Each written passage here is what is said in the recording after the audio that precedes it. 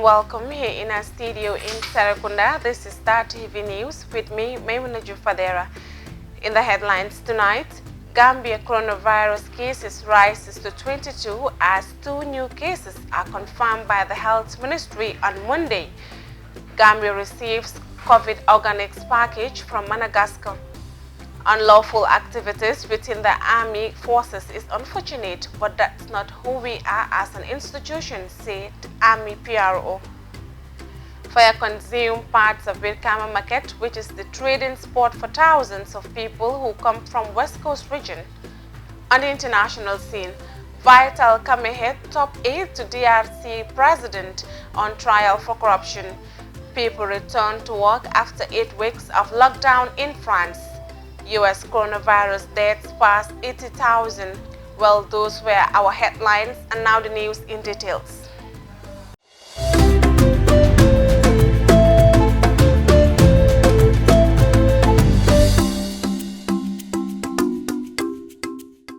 The Gambia's Health Ministry on Monday confirmed 2 new coronavirus cases in the Gambia, brings the total number of confirmed cases to 22 in the Gambia with 1 death. The 2 newly cases, male 84 and female 51, have both been in quarantine recently after returning from Senegal. Buba Dabo, Program Manager at the Directorate of Health Promotion and Education under the Ministry of Health, was speaking during the ministry's daily COVID-19 briefing on Monday, where he also noted that there are 2 probable cases. As of today, we have registered 2 new laboratory confirmed cases, bringing the total number of cases confirmed in the country to 22. Both newly confirmed cases, a male and a female, have been in quarantine for recently returning to the country from Senegal. We have 2 new probable cases that have also been recorded. While one of the new probable cases is in quarantine for having a recent travel history to Senegal, the other is epilink to one of the newly confirmed cases. Out of the 45 laboratory test results received, 43 are results of sample taken from new people and 2 are repeated test results. Of the results of the newly tested people, 39 returned negative. 39 return negative, 2 indeterminate, and 2 return positive for COVID-19. In a press release sent to media houses, the Gambia government informs the general public that it has received COVID organic packages from Madagascar. The release reads, "The public is hereby informed that the Gambia has received a consignment of 3 boxes of COVID organics from the President of the Republic of Madagascar, His Excellency Andrew Rajoelina. The consignment is part of a gift to ECOWAS countries towards the fight against the COVID-19. They have been delivered to the Ministry of Health." The release ends. The Gambia Armed Forces Public Relations Officer on Monday told Star TV in an interview that despite all the happenings around the army regarding the break-in at the army headquarters in Banjul, involvement of a soldier in drug trafficking, and now the recent arrest of 2 soldiers suspicion of stealing dozens of bags of rice bound for Sabaj Sanjal are all unlawful and is what they represent as an institution. Dado Cham conducted the interview and she now reports. The PRO describes the incident as unfortunate because looking at the news in the country in the past 3 weeks are mostly about the army, usually for the wrong reasons. Recently, 2 soldiers have been arrested on suspicion of stealing dozens of bags of rice bound for Sabaj Sanjal. The soldiers, who were reportedly arrested over the weekend after their alleged thief misfire, were part of the trams that have been activated to help in the distribution of the government's COVID-19 foodstuffs. Sanyang disclosed that the army is involved for a safety delivery of the food items in different regions across the country. So it was during the process of delivery in the Nyomi that this particular incident occurred, in which these two soldiers conspired and sold an amount of 27 bags of rice to a civilian who was also apprehended. They are all complying in the investigation. However, the PRO confirmed that the army is ready to look into the recruitment process, for it could be blamed for some of the misbehaviors going on in the army lately. He also urged family members at home to help in advising their relatives in the army to be mindful of the unlawful activities they are involved in themselves, because anyone found wanting will be charged by law and dismissed from duties. In order to avoid such activities in the army, a meeting is conducted every morning in all army battalions across the country, in which everybody is given an opportunity to disclose any abnormality or issues, being personal or family, so as to avoid any complication during their duties. It is also a way of conducting and maintaining discipline within them, he said. Reporting for Star TV News, I am Dado Cham. Gach Group, under the leadership of their CEO Abubakar Jawara, donated foodstuff to the people of Sanyang village to support needy families in the month of Ramadan and also in the fight against the COVID-19 pandemic. Well, Matish Senghor files in this report.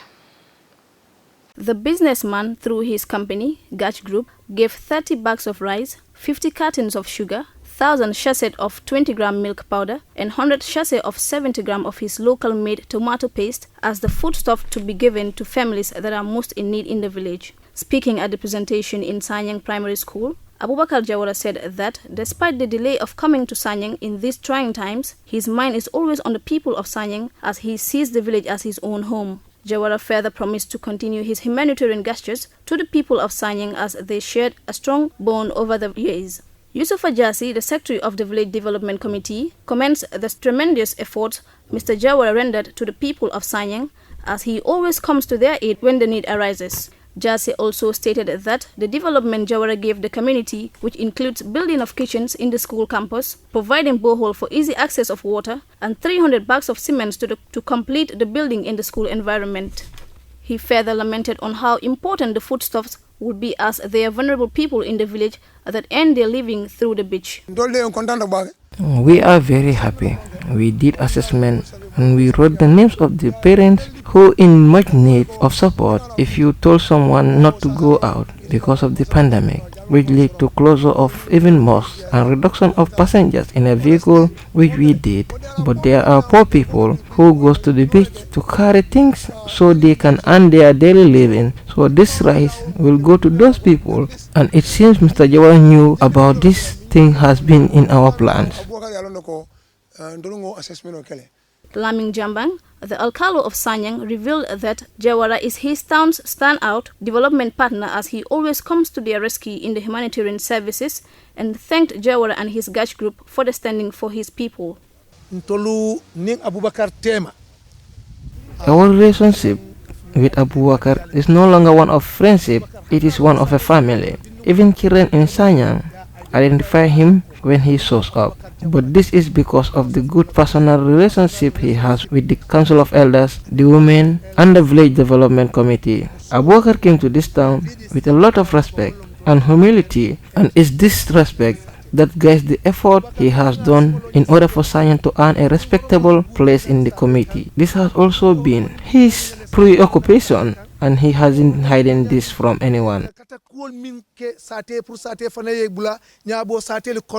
Gach Group have been in the front line for supporting vulnerable families since the pandemic novel coronavirus first case pronouncement in the country. Reporting for Star TV News, I am Mati Senghor. A major fire incident has consumed parts of Bilkama Market, which is the trading spot for thousands of people who come from all parts of the West Coast region. Stalls were burnt beyond recognition. Residents could be seen watching by while the devastating fire consumes the market. Firemen later came in to help those of the fire, but the fire kept escalating. The fire broke out at around 12 a.m., but its cause is yet to be determined. According to an eyewitness, the fire outbreak started around 12 midnight and many shops were burnt into ashes, as you can see in the pictures. The market is too tight for the fire service to have access in making the incident very serious, but many applauded the fire service for the wonderful job. Vegetable sellers also played a very vital role because they were busy assisting with water. Reports have it that some people were rushed to the hospital after trying to put the fire out before the fire service came to their aid, and most of them have been released. Only one individual is remaining at the hospital. And now the news beyond our borders. Prosecutors in the Democratic Republic of Congo have put the president's chief of staff, Vital Kamerhe, on trial for embezzlement and corruption. But Kamerhe has denied any wrongdoing, and his supporters say the charges are politically motivated. He was expected to succeed President Felix Tshisekedi in 2023. Al Jazeera's Malcolm Webb reports. Supporters of Vital Kamerhe sing, "Don't protect any of them." They think it's other politicians who should be facing corruption charges. Kamerhe, the Democratic Republic of Congo's chief of staff, was arrested and jailed last month. Prosecutors say he stole $50 million of public money along with two collaborators. Police are chasing us away because authorities don't want people to know what happened in this case. All accusations against Kamerhe are lies. He didn't do anything wrong. This is why they're chasing us away. Kamerhe is being held in here, the Makala high security prison in the capital Kinshasa. The hearing took place inside, where supporters and journalists are not permitted. Proceedings were broadcast on national television. Kamerhe was working alongside President Felix Tshisekedi until his arrest. They both lead political parties which are in a coalition. Arrests and trials of senior politicians are almost unheard of in Congo. Kamerhe's denied the charges. We are not here to entertain an audience. I have an important job to do.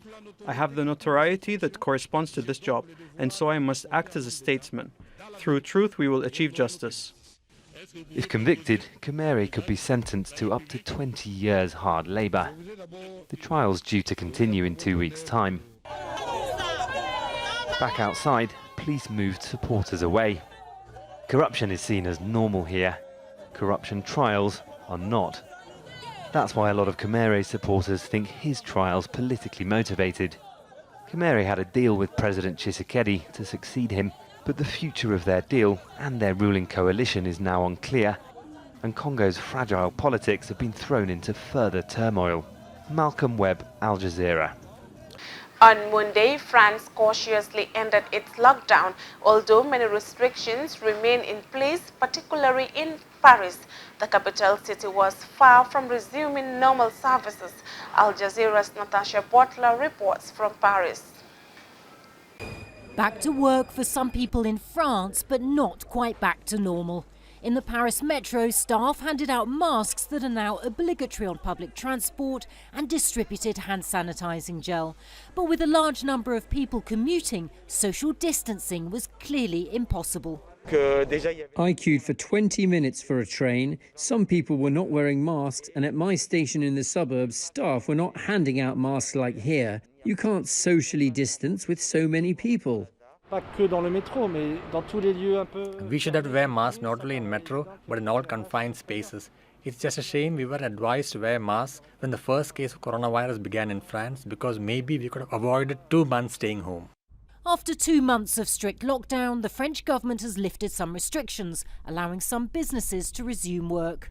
As people began to move around Paris again, traffic returned to the city's famous Champs-Élysées Avenue, and shops welcomed customers.